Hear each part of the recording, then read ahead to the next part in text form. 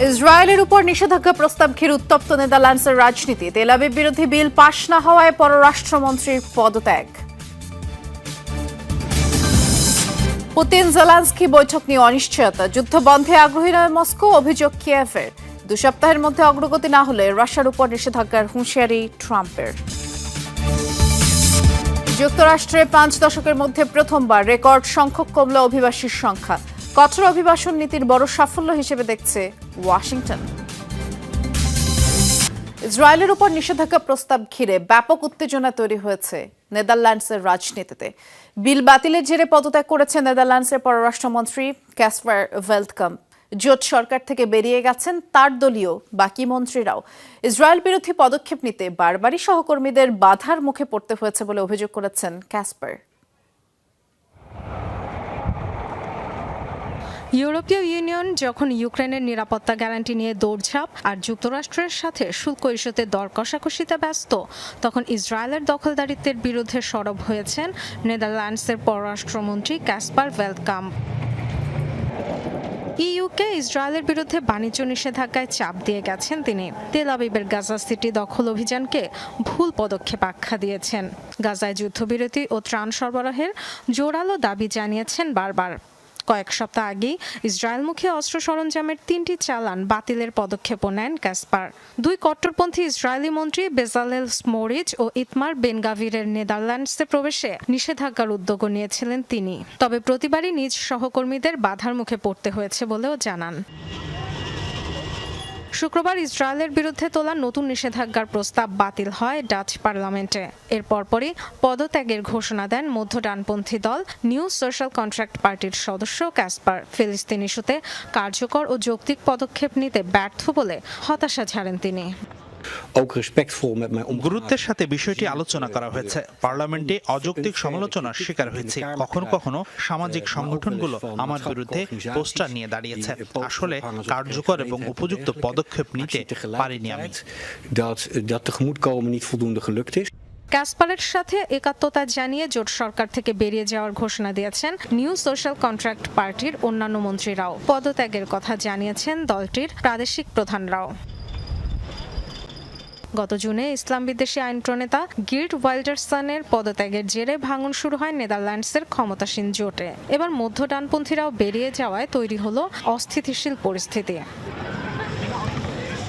ইসরায়েলের ওপর নেদারল্যান্ডসের সীমিত নিষেধাজ্ঞা রয়েছে আগে থেকেই। তবে তেল আবিবকে F-35 যুদ্ধবিমান সরবরাহ অব্যাহত রেখেছে আমস্টারডাম। ডরথি তাস্ট্রিন, যমুনা নিউজ। গাজা ইসরায়েলের ভয়াবহতম আগ্রাসন চলছে। নির্বিচারে হামলায় একদিনে প্রাণ গেছে কমপক্ষে 71 জনের। গাজা সিটিতে তাণ্ডব চালিয়ে যাচ্ছে ইসরায়েলি বাহিনী। শুক্রবার 37 জনের মৃত্যু হয়েছে অঞ্চলটিতে। শেখ রাদওয়ানের আশ্রয় শিবির হিসেবে ব্যবহৃত একটি স্কুল টার্গেট করে বোমা বর্ষণ করেছে ইসরায়েলি বাহিনী। প্রাণহানির শিকার হয়েছেন 12 জন। হামলা হয়েছে তুফা এলাকায়ও। দক্ষিণে খান ইউনিসের একটি তাঁবুতে বোমা বর্ষণে মৃত্যু হয়েছে 5 জনের, এদের মধ্যে 4 জনই শিশু। মধ্য গাজার মাঘাজি ক্যাম্পে, উত্তর গাজার জাবালিয়া আল বালাদেও ব্যাপক বোমা বর্ষণ করেছে আইডিএফ। ত্রাণ সংগ্রহকারীদের উপর গুলিতে নিহত হয়েছে আরও 7 জন।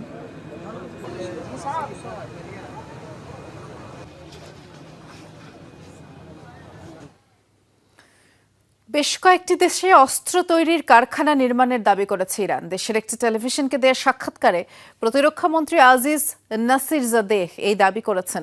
বলেছেন, বিভিন্ন দেশে সমরাস্ত্র তৈরির অবকাঠামো রয়েছে তাদের, তবে সেসব দেশের নাম তিনি প্রকাশ করেননি। ভবিষ্যতে আনুষ্ঠানিকভাবে দেশগুলোর নাম প্রকাশ করা হতে পারে বলেও মন্তব্য করেছেন তিনি। নাসিরজাদেহ জানিয়েছেন, এতদিন ক্ষেপণাস্ত্র তৈরি তাদের অগ্রাধিকার ছিল, তবে ইসরায়েলের সাথে যুদ্ধের পর অন্য অস্ত্রেও মনোযোগ দিয়েছে তারা।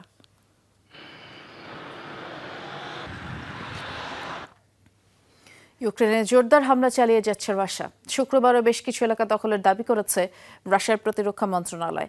জানায়, গেল এক সপ্তাহে দোনেৎস্ক এবং নিপ্রোর 9টি এলাকার নিয়ন্ত্রণ নিয়েছে তারা। দাবি, রুশ সেনারা বিভিন্ন অস্ত্র ও ড্রোন ব্যবহার করে বিস্ফোরণ ঘটায় 6টি ক্লাস্টার বোমার। লক্ষ্য ছিল সমরাস্ত্র কারখানা, জ্বালানি স্থাপনা, তেল শোধনাগার এবং গোলাবারুদের ডিপো।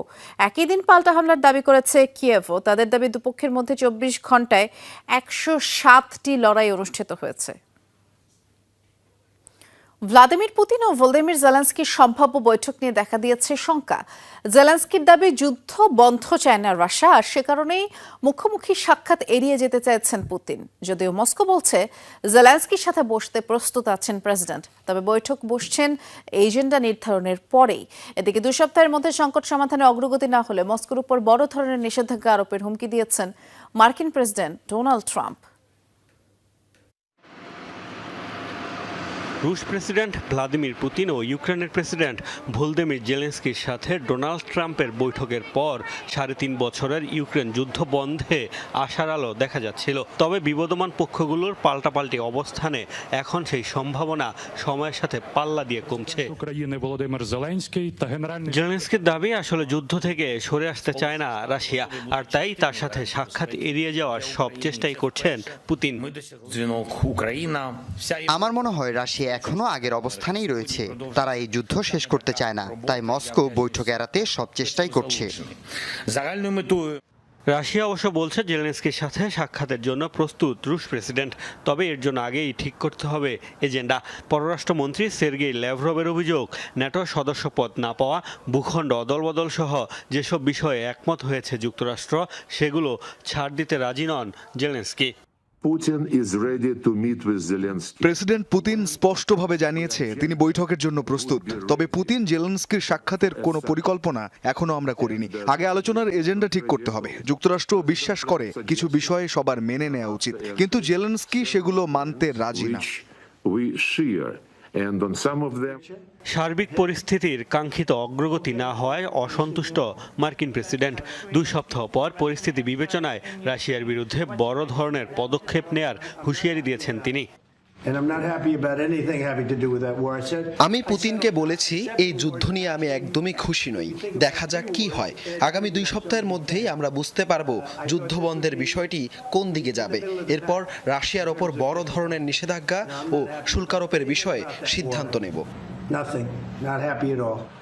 এদিকে ক্রেমলিনের শীর্ষ কর্মকর্তাদের বরাতে বার্তা সংস্থা রয়টার্স দাবি করেছে যুদ্ধ বন্ধের জন্য 3টি শর্ত দিয়েছেন পুতিন। দোনবাস পুরোপুরি রাশিয়ার হাতে তুলে দিতে হবে, পাশাপাশি ইউক্রেন ন্যাটোতে যোগ দিতে পারবে না, আর দেশটিতে মোতায়েন করা যাবে না পশ্চিমা সেনা। মোস্তফা মাহমুদ, যমুনা নিউজ। রাশিয়া যুক্তরাষ্ট্র সম্পর্ক নিয়ে আশার আলো দেখতে পাচ্ছেন রুশ প্রেসিডেন্ট ভ্লাদিমির পুতিন। শুক্রবার এক সংবাদ সম্মেলনে তিনি এমন মন্তব্য করেন। রাশিয়ার সারোভ শহরে অবস্থিত একটি পারমাণবিক গবেষণা কেন্দ্রে সফর করেন পুতিন। এ সময় পরিদর্শন করেন স্থানীয় বৈজ্ঞানিক ও শিক্ষামূলক অবকাঠামো নিয়ে আয়োজিত একটি প্রদর্শনী। সফর শেষে সাংবাদিকদের মুখোমুখি হন, আর সে সময় পুতিন আরও জানান, বর্তমানে আর্কটিক অঞ্চল ও আলাস্কায় যৌথ প্রকল্প নিয়ে আলোচনা করছে রাশিয়া ও যুক্তরাষ্ট্র।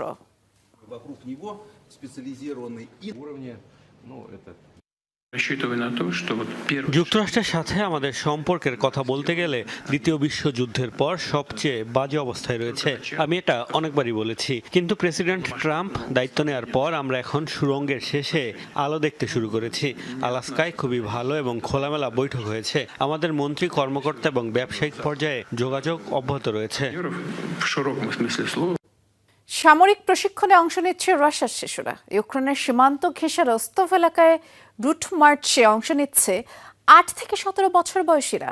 অস্ত্র পরিচালনা সহ সামরিক বিভিন্ন কৌশল তারা রপ্ত করছে।